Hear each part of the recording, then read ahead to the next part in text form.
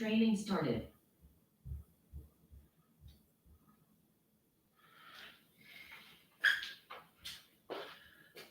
All right. What's up, people? Welcome to Bodyweight Strength. Today we are going to work on some inversions, headstands to be exact. Some variety of it depending on your level. Let's start off with some neck cars and some full spinal cars to make sure that we're all loosened up there. Alexa's talking to me because I got my heart rate monitor on. I'm already burning fat from talking to you guys. Pretty sure that's not true. But anyway, let's start off with some neck cars. So we're going to go standing. Actually, let's go kneeling. See me better? Kneeling. Let's retract. Tuck.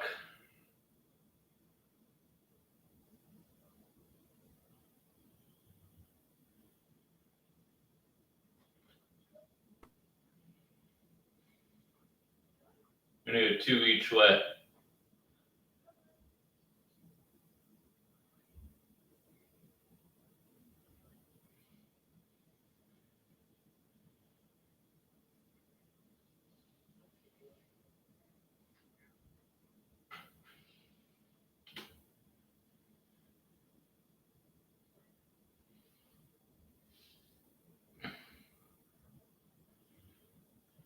One more each way. I hope you guys been doing your cars every day.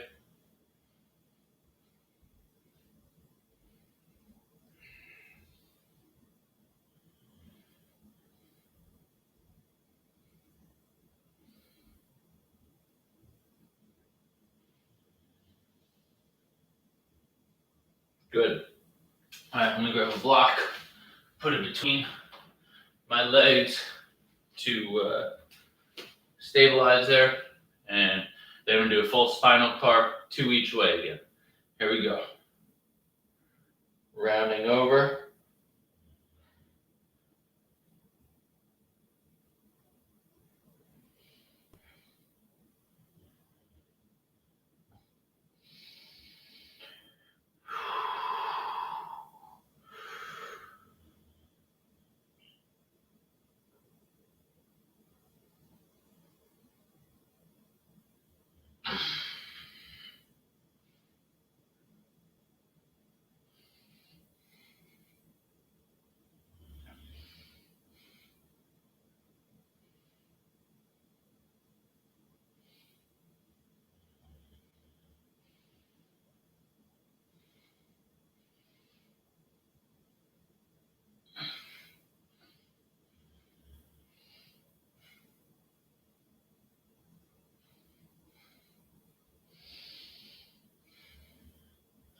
One more each way.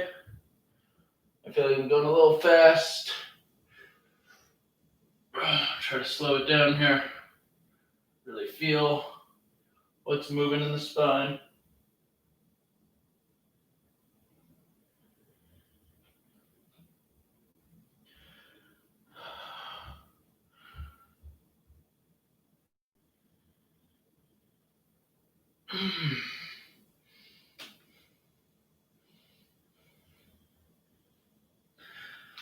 Good. All right. Another big area of the body that we want to be concerned with when we're doing inversions is our wrists. So let's start off with some finger pulses. So just on the fingertips, stretching them out. Wrists are straight. A few pulses here. You can also think about kind of gripping the ground with the fingertips, pushing them into the ground. And then we'll go palm pulses.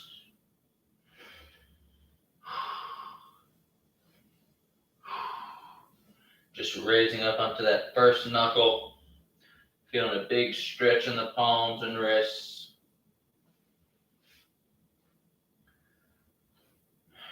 Good, now I'm going to make a rainbow with my body, go forward and across. So I'm feeling a lot of stretch in the forearm. Kind of pushing my wrist to that end range of extension.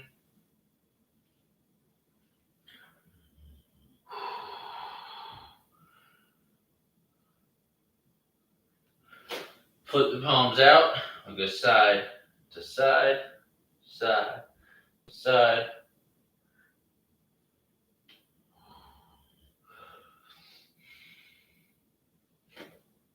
And we'll go backwards. So I haven't done inversions in a while. I want to try to get back to them with a focus on stacking my vertebrae a little bit better. I've been doing a lot of that work independent of my inversion training. So getting back to it today, trying to put it together with my inversion is going to be my intention here. Your intention for inversion training can vary. If you've never done it before, it should be to try to get some time under tension with your head on the ground, right? Back my hands to the floor, just spinning the forearms here.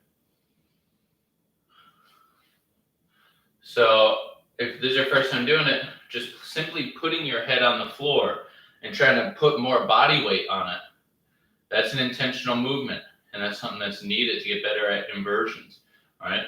Our cervical vertebrae are not used to holding a ton of load, especially not our whole body weight. So it's going to take some time to get them used to it, all right?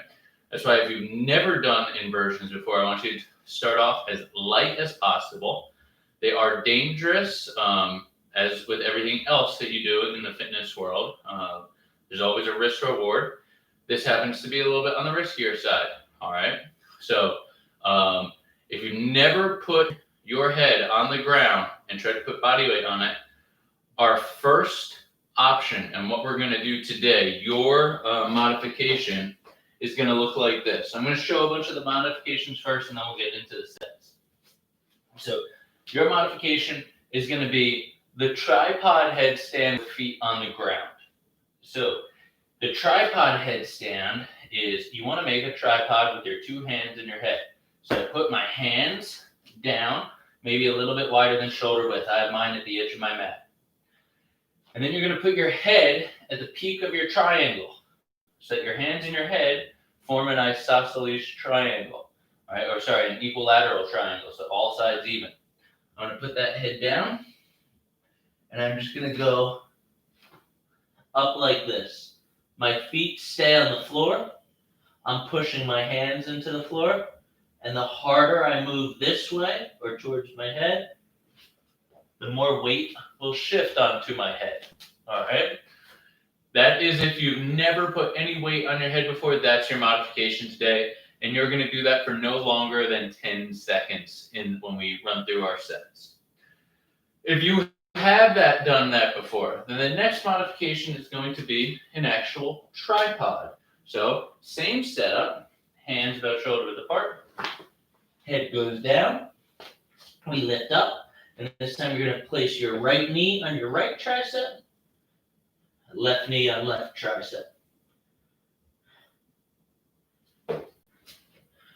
That is the second modification. If you have spent any kind of time in inversions and your head is on the ground, that's going to help us kind of get balanced with a wide base and not so much height, okay? Third option is going to be, also, if I fall here, I'll be okay. If you fall, make sure you know how to roll, and make sure you don't have anything valuable in your living room or wherever you're doing this from. All right? We go back to our tripod headstand, and we go feet up. This makes it much harder to balance, and it certainly puts a lot more pressure on your head and neck. All right? The third and final, most advanced option I want to give you is called the forearm headstand. And I haven't done this one in a while. I would probably stick with the tripod headstand, or the third one. The forearm headstand, you either interlock your hands or you put them overlapping like this. Forearms make that triangle.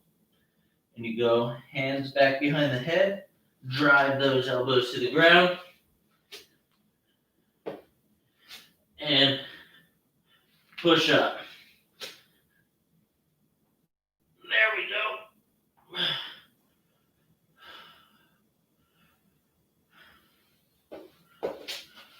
All right, so that is the most advanced steps that we're going to do today. If you've never done this before, again, start off with feet on the floor in that tripod position, and just start by kind of feeling what it feels like to have weight on your head. If you have done this before, you can choose from any of the other 3 options, and you can gradually make it harder. We're going to hold our positions for 1 minute, okay? That is quite a long time. Feel free to come out of it. If you feel like you're going to lose your balance, I suggest you get down to the floor as quickly as possible. It will also help if you have a pad to put your head onto. The only issue with a pad like this thick, it actually makes it harder to balance on. All right, but it does give me a little support on my head, and I haven't done headstands in a while, so I'll probably be thankful for that tomorrow. All right, let's get into our first set here. We're going to try to hold for a minute. Try to breathe. Try to stack your vertebrae as straight as you can. Try to play with your center of balance. That's the goal here. Alexa, set timer 1 minute. 1 minute, starting now.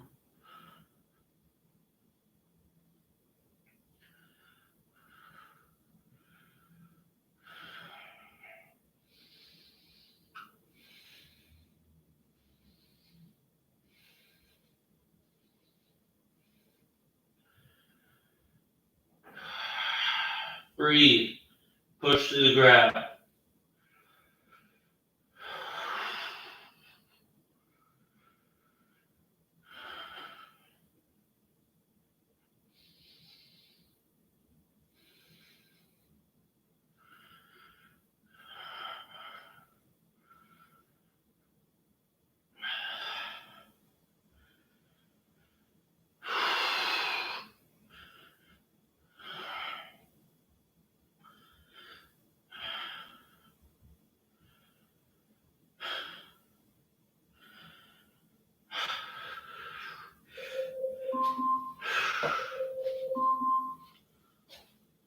Alexa, timer off.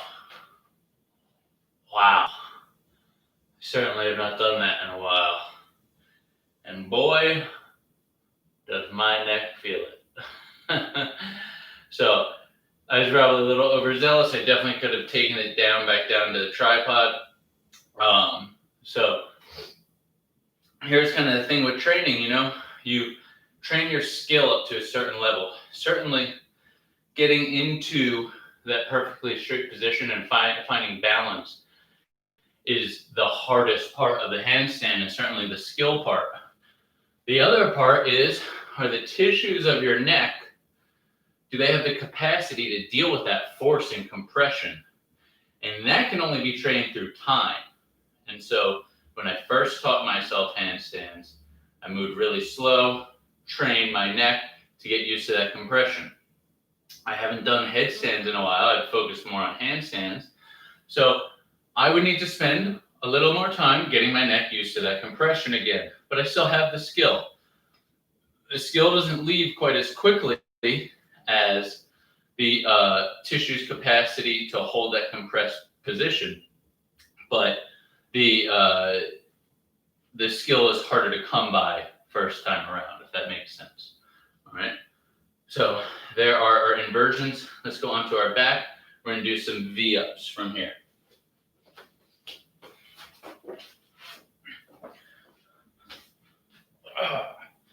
Arms straight, legs straight. We'll come up. 1. I'm going to go for 15. 2. 3. 4. Notice I'm not rushing. 5.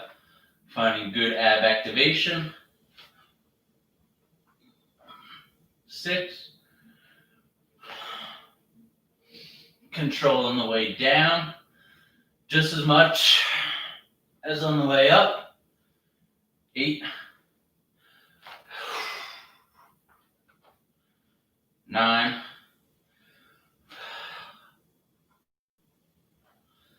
10. 5 more. 1, 2,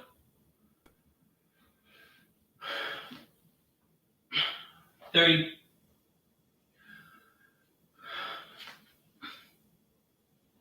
4. Ooh. 5. Woo. All right. I ate too big of a meal at around 10:30. Had some leftover pork chops, potatoes, Brussels sprouts, and then some leftover rice. Stomach's still full. All right, we're gonna do an elevate or a bent cat. All right, bent cat. So it looks like a child's pose, except the purpose of the child's pose is to elongate the spine. The purpose of this bent cat is to get the arms more into flexion. So that means give the arms the ability to go up overhead straighter. And when training a skill, like the headstand or handstand, you want to break it down into its component parts.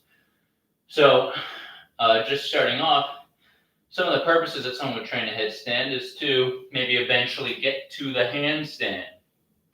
So we're going to train a component of the handstand while we're working on the skill and neck capacity of the headstand. So I'm going to put my arms out. I'm going to keep my butt over my hips. And I'm going to push my chest down to the floor. And I'm going to think of getting my armpits down to the floor. And for me, I got to work on some external rotation of my shoulder and protraction. So I'm going to hold that position. Alexa, set timer 1 minute. 1 minute, starting now. We're just going to hold and breathe. And we're going to try to get the chest deeper to the ground without excessively arching the lumbar spine. So I'm trying to keep my pelvis tucked.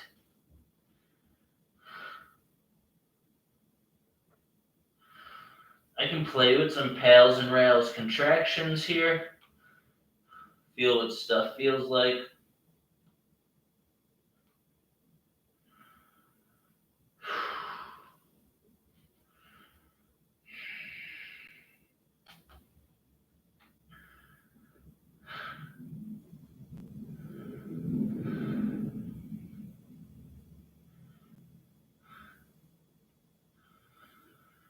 Breathe.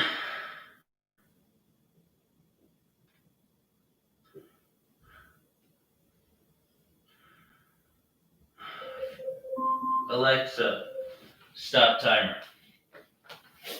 So if you were with me yesterday for our for our stretch class, you see I kind of did a similar thing to that shoulder flexion passive range liftoff, but today was strict passive position. So both are important for increased shoulder mobility. Make sure that you do both. The passive stretch allows for less neurological tightness to open up space for some activity. All right, I want to go right back into our headstand. All right, so remember we're going to do for another minute here. This will be our last round, as to not overdo it. And we're going to go for a minute and pick your option. If you need to come down halfway through, do so. All right, that's fine. You can also change your option from the last set.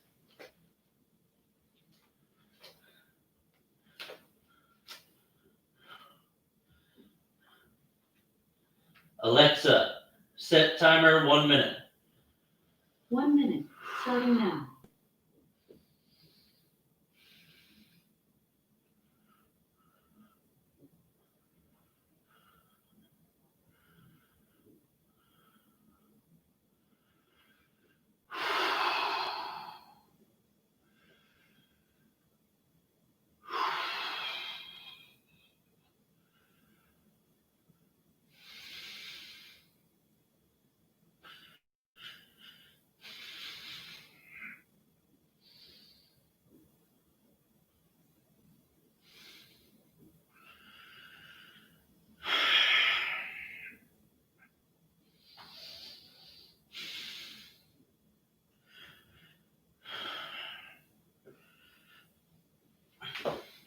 I'm coming down early. I can tell my neck and not be able to handle that. Alexa, how much time left? You have less than 10 seconds left on your 1 minute timer. Alexa, stop timer. All right. So I came down early because I realized my neck's going to be ultra sore tomorrow if I just stayed up there. All right. I can feel everything working. I'm not used to that pressure. That takes a lot of insight to kind of figure that out, that you want to come down early from that. All right. And grab a sip of water. We're going to go back into V-ups in a second here.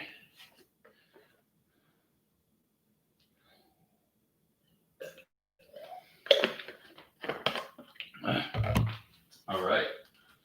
So if you're one of these people that think that you need to be sore to have a good workout, I agree on some level. There should be some tissue damage done, some stiffness, depending on your goal, of course. But if you keep up with that over and over again, especially when starting out a new exercise, you're going to be so sore that you're not going to want to do it again.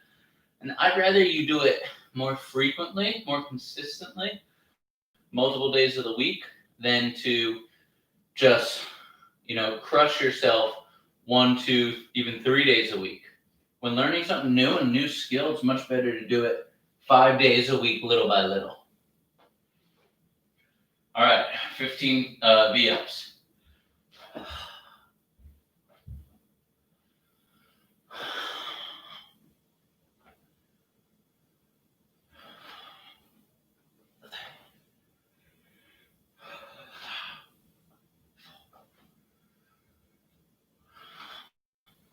Five, 6, 7, 8, 9,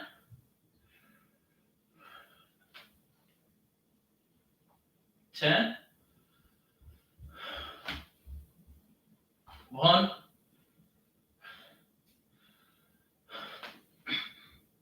2, 3, 4,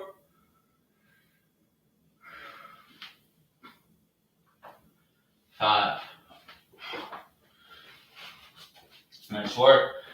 Let's flip over to that bent cat position and push down. I'm gonna go thumbs up here. You can try either way. Alexa, set timer 1 minute. 1 minute, starting now.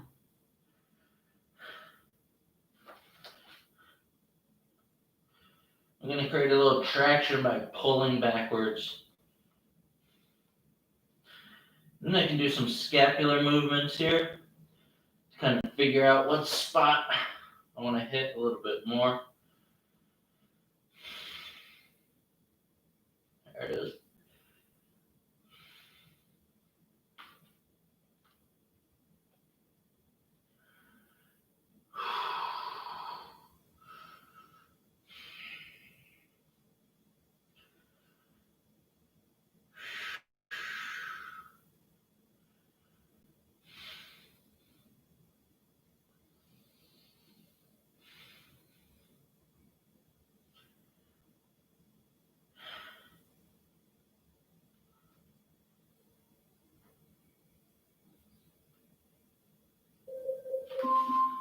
Alexa, stop timer. All right. If we're gonna stop there for headstands for today. I can definitely feel it in my neck. If you want to do another set, I think you totally can, as long as you're being honest with yourself and listening to your neck to see how it's reacting to stuff. Again, headstands are fun, inversions are fun. I believe that they should be a big part of anyone's health and fitness routine, but you have to always train the limiting factor. which is our cervical spine is not used to supporting a ton of weight on it, especially not our whole our whole weight on our neck. All right, good. Let's stand up. All right, we're gonna get into some leg stuff. So I want to do a move that I typically just use as a warm-up drill, but I want to do it with a new intention today and slightly alter it. All right, so we're going to do a knee hug to extension. All right, but we are not going to grab the knee. We're actually going to lift it up under our own hip power. All right, so I'm going to lift that leg up, knee right in front of the hip. Extend, bend. That's 1. 2. 3. 4. 5. Woo! Good. So feeling the stretch back here behind the hamstring. Feeling a lot of work going in the hip flexor and quadricep as I extend that leg out. Let's do the other side.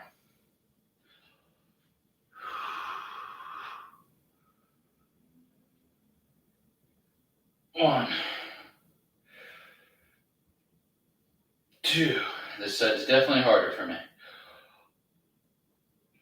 3, 4, 5. Woo! Definitely feel that hip. All right. Now I want to do a version of a bent knee capsular car that we're just going to use for strengthening the hip joint. So we're going to come up, rotate internally, externally, out, rotate internally, externally, back down. Okay? Out to the side, internal, external, in front, internal, external, back down. That counts as 1 rep. We're going to do 3 of them. Your hips should be screaming here. All right? We're here. Create some tension. You can even hold on to something to balance on. Up, external, internal, out. External, internal, in. Down, that's 1. Up, external, internal, out. External, internal, in. That's 2. 1 more. External, internal, out. External, internal, in, down. Even that leg that I'm standing on gets tired. All right, here. External, internal, out. External, internal, in. Oh, down. I'm losing it. Internal, out. Internal, in. That's 2.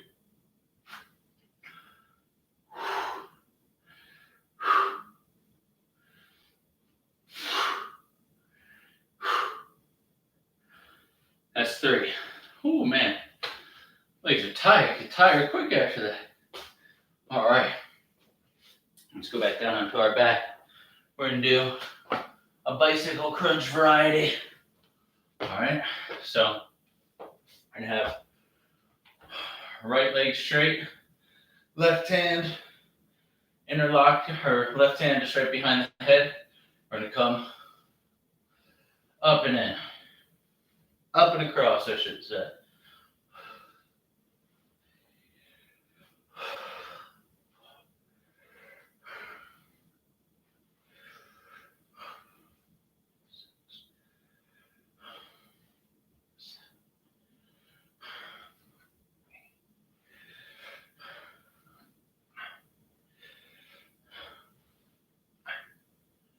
Good, that's 10. Do 10 on the other side.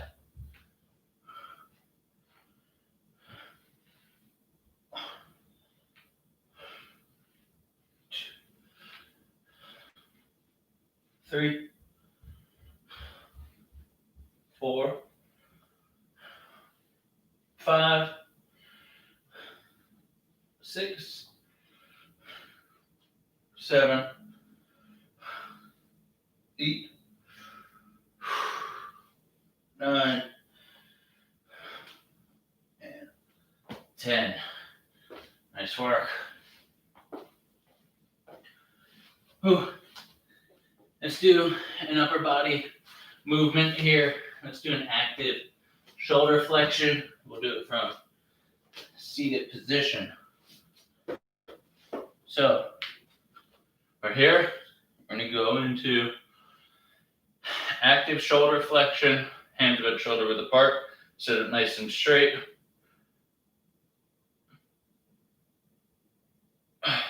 That's 1. We're going to do 10. Let's take our time. Let's focus on getting as far back as possible.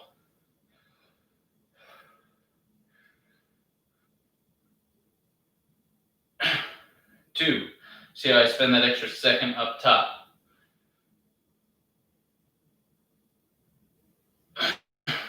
3. A common fault I have is that I drop my head down.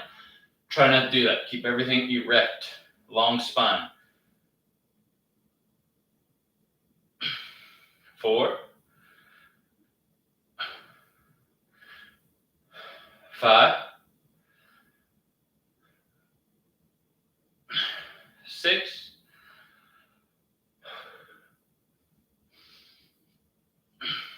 7. No pain in the neck here.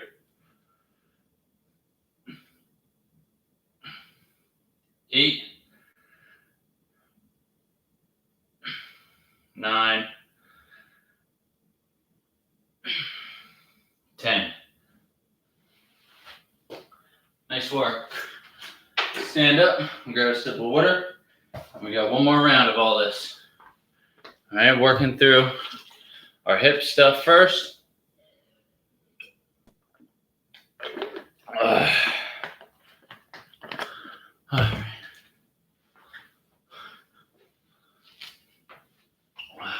All right. Let's go. Knee hug to extension, no hug.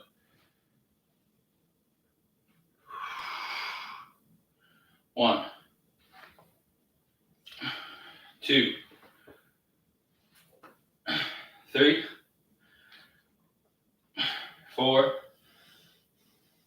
5.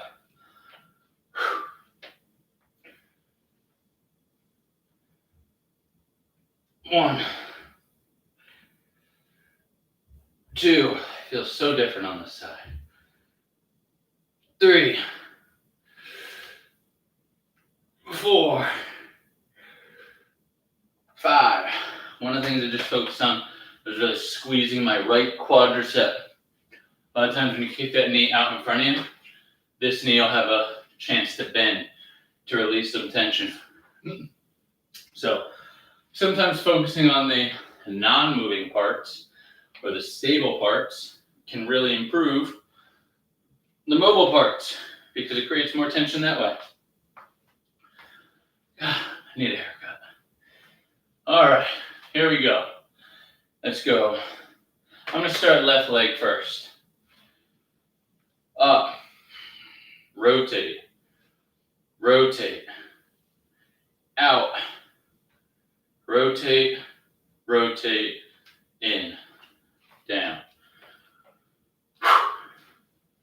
Up, rotate, rotate, out, rotate, rotate, in.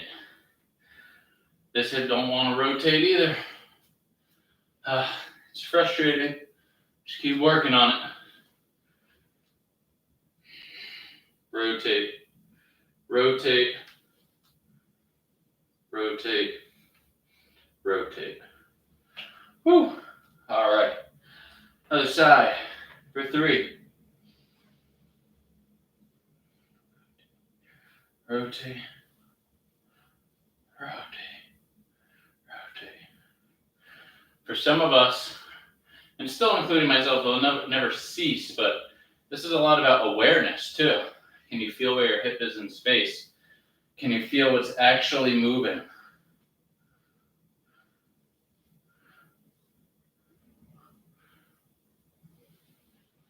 Two.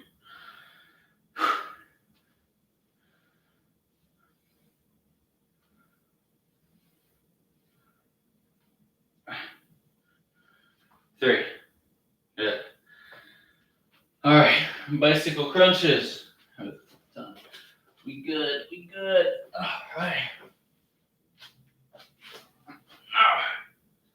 Let's go 10 here. Nice and slow.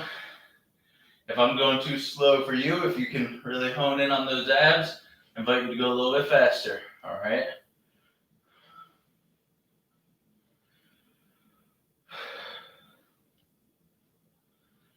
Two. Three. Four. Five. Six. Seven. Eight.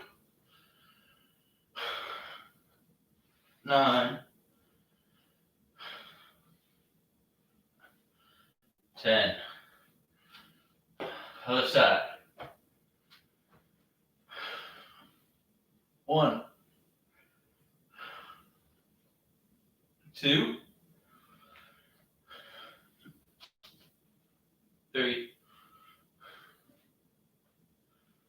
4. 5.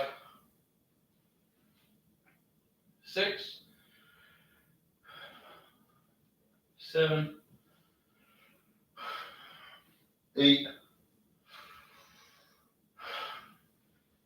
9. 10. Whew. Let's flip it over. Sit on our butt. And we'll do our last set of shoulder flexion from the crisscross applesauce position.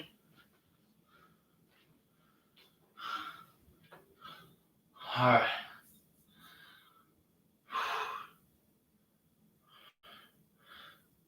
One.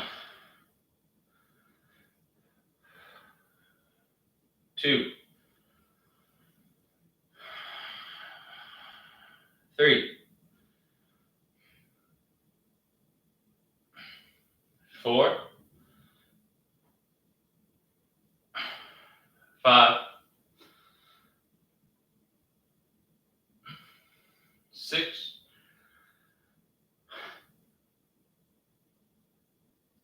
7. 8.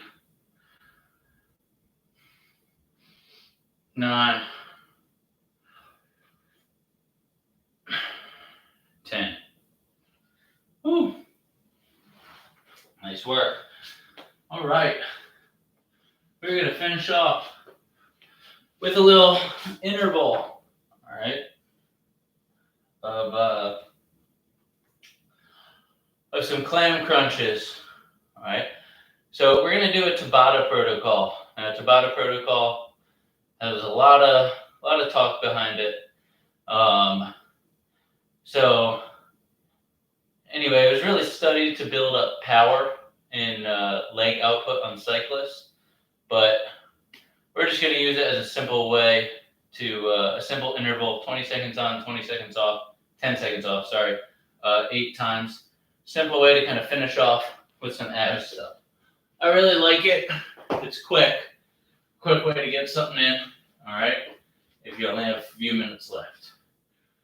All right, so clam crunch looks like this. Hands on jaw.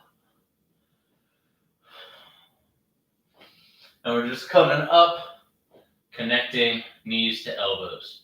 So we're going to do 20 seconds of work, 10 seconds of rest, 8 times. Ready? Begin.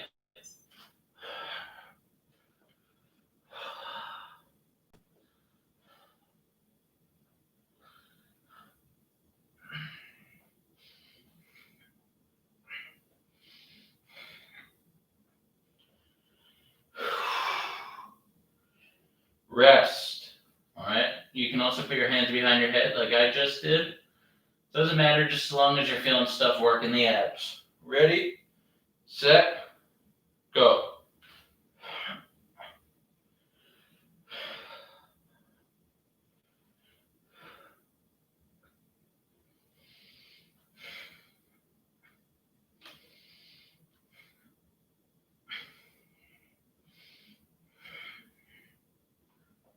Rest. 2 down.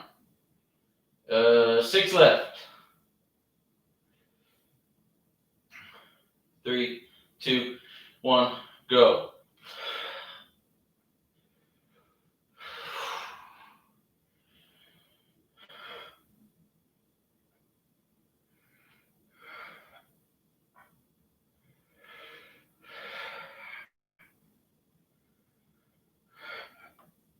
Ugh. Woo. So you see how slow I'm going? It doesn't need to be fast. I'm trying to really feel and contract my abs. Go.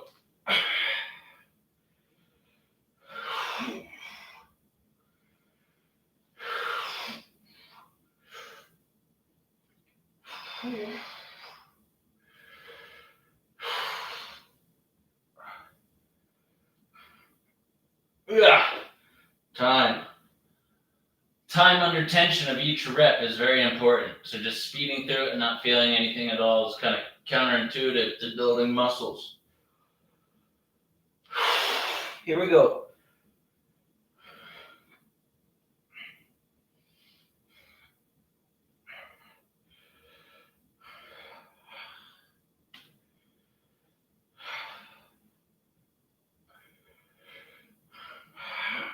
Rest.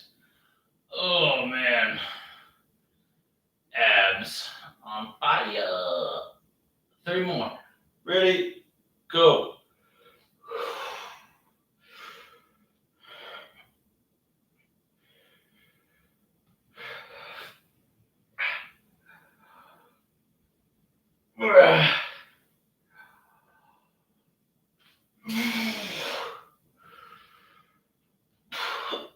Rest. Oh man.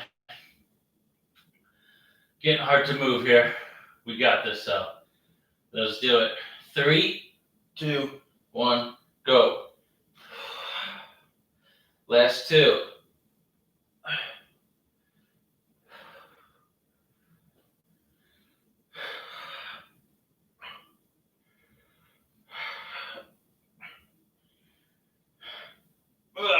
One more. Oh. Ready, set, 3, 2, 1, go.